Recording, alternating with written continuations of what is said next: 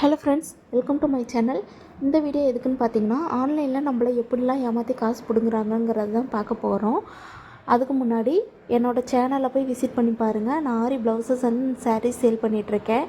அதுலேருந்து எடுத்து தான் இந்த நம்பர்லேருந்து எனக்கு மெசேஜ் வந்திருக்கு. வாட்ஸ்அப்லேருந்து எடுத்திருக்காங்களா இல்லை இன்ஸ்டாகிராம்லேருந்து எடுத்து மெசேஜ் பண்ணியிருக்காங்களான்னு எனக்கு தெரியலை. பாருங்கள், லாஸ்ட்டு 561 குஷின் நேம் வருது. இந்த நேம்லேருந்து எனக்கு ஒரு மெசேஜ் வருது, இந்த ப்ளவுஸ் அவைலபிளானு.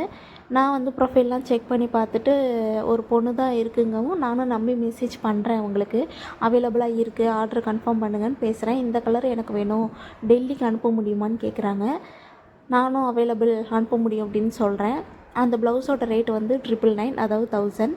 அவங்க எனக்கு 49 அனுப்புகிற மாதிரி மெசேஜ் அனுப்பிட்டு, நான் மணி உங்களுக்கு மாற்றி அனுப்பிட்டேன் அப்படின்னு சொல்கிறாங்க. அதாவது 999 அனுப்புறதுக்கு பதிலாக 49 மாற்றி அனுப்பிட்டேன், அதனால் என்னோடய மணியை திரும்ப கொடுத்துருங்க அப்படின்னு சொல்லி ப்ளீஸ் ப்ளீஸ் ப்ளீஸ் அப்படின்னு சொல்லி கண்டினியூஸாக மெசேஜ் பண்ணுறாங்க. காலும் வேறு பண்ணுறாங்க.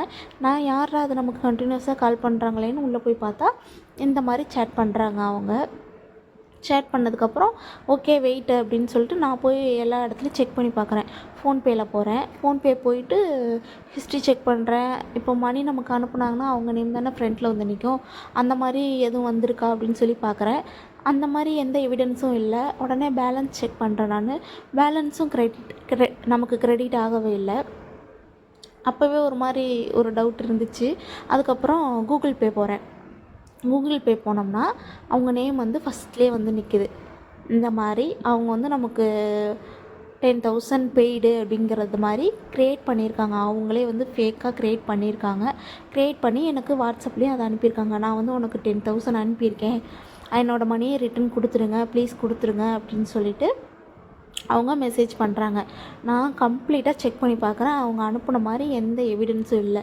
ஸோ நீங்களும் இந்த நம்பர்லேருந்து மெசேஜ் வந்தால் கேர்ஃபுல்லாக இருங்க. அவசரப்பட்டு மணி அனுப்பிடாதீங்க. உங்களோட மணியை தேவையில்லாமல் இழந்துடாதீங்க. உங்களுக்கும் இதே மாதிரி இந்த நம்பர்லேருந்து மெசேஜ் வந்துச்சுன்னா உடனே ரிப்போர்ட் பண்ணுங்கள்.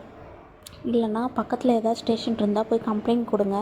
நான் ரிப்போர்ட் பண்ணிட்டேன். இந்த நம்பரை பார்த்த உடனே எனக்கு டவுட்டுன்னு தோணின உடனே நான் ரிப்போர்ட் பண்ணிட்டேன். இது கரெக்டாக யார் யாரெல்லாம் ஓன் பிஸ்னஸ் பண்ணுறாங்களோ, ஆன்லைனில் பிஸ்னஸ் பண்ணுறாங்களோ அவங்கள தேடி தேடி போய் பார்த்து மெசேஜ் பண்ணுறாங்க. ஸோ நீங்களும் கேர்ஃபுல்லாக இருங்க. எல்லாத்துக்கும் முடிஞ்ச அளவுக்கு இந்த மெசேஜை ஃபார்வர்ட் பண்ணுங்கள். எல்லாத்துக்கும் போய் ரீச் ஆகட்டும். இது போய் ரீச் ஆகிட்டு அந்த நம்பர் எல்லாத்துக்கும் தெரியட்டும். அப்புறம் தான் மக்கள் எல்லாம் உஷாராவாங்க. அதுக்கப்புறம் இது என்னோடய கலெக்ஷன்ஸ்.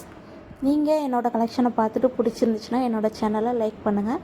மறக்காமல் சப்ஸ்கிரைப் பண்ணிக்கோங்க. தேங்க்யூ.